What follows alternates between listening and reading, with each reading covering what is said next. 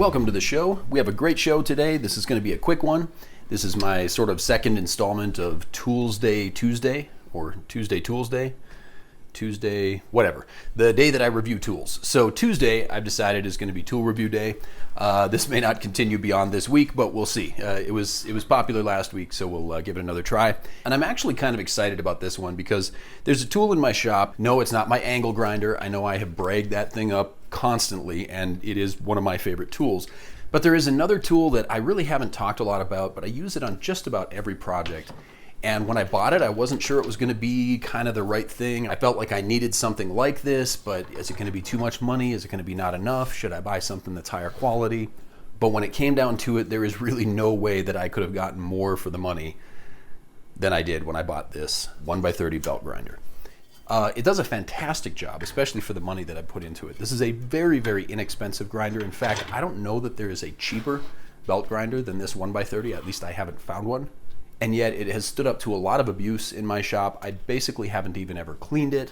I probably don't change the belts as often as I should. So a lot of times it's probably doing more work than it should have to do because I haven't got the right belt on there. And yeah, it has its little quirks. It has little idiosyncrasies. It's not the perfect tool, but every problem I've encountered has always just been, it's more of a convenience thing or a nuisance thing, like having to remove a guard because it's getting in the way of the work that I'm trying to do, or I had to add a plate on top of the kind of work table area because it wasn't smooth and I needed a smooth surface for a bevel jig that I was using. But every problem I've had with it, it's always something that just takes a little tweak, a little adjustment, a little workaround, and the problem is solved. It has never quit running on me. I've never had any electrical problems with it. It's only a 1/3 horsepower motor. So it's not a real powerful motor. So if you get the belt on there too tight, it's like it doesn't want to start up right away. But that kind of lets you know you just have to loosen the belt a little and then it'll start. And I guess with any tool that has a certain level of complexity to it, there's always going to be some little quirk about it that you don't like or some little workaround you're going to have to do. But the main thing is, for me, this little belt grinder has done absolutely everything I've asked it to do. As I mentioned before, I use it on almost every project. I've used it for sanding on wood, on metal, on plastic. I've used this for making like an all wood model of something, of a knife that I was going to make. I've used it for bevel grinding.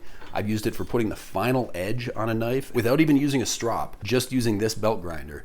I've got some knives that had very, very sharp, I would say almost scary sharp edges. One limitation I thought I was going to run into, I thought maybe 1x30 is an off size or something. Maybe it'll be hard to get belts for it. But as it turns out, you can get pretty much any kind of belt you want for this. They have the dedicated woodworking belts. They've got the aluminum oxide multi-purpose for metal and for wood. Those are, a lot of times, they're like the blue ones that they sell at Harbor Freight. But I've also found a host of suppliers online, including Amazon.com and many others, that will sell you just about any kind of belt you can think of for this 1x30. In fact, I've even seen a 1x30 leather belt for stropping and finishing an edge. So for a tool that costs well under $100, you can find them at Harbor Freight. You can find them, I'll include an Amazon link here. You can usually find them in the neighborhood of $60 to $80. And even when I make the much larger investment, move up to a 2x72, I'm sure that this will continue to have a place in my shop. It's so small, lightweight, you could put it in a drawer and take it out when you need it. I mean, it is just a really small, compact, lightweight, self-contained, and versatile tool. If you're like me, you watch a lot of different videos on YouTube on knife making, blacksmithing, and other types of DIY projects. It is surprising how often you'll see this tool, or one almost exactly like it, sitting in the background in somebody's shop. Sometimes people use them exclusively for sharpening, after they get their 2x72, or they use some other equipment for most of their beveling and stock removal. But you'll see that they keep their old 1x30 because, hey, it's still running, it's small, convenient, it's easy to use, doesn't get in the way. It's just a great little tool, and for me, especially starting out, it was the perfect tool at the perfect price.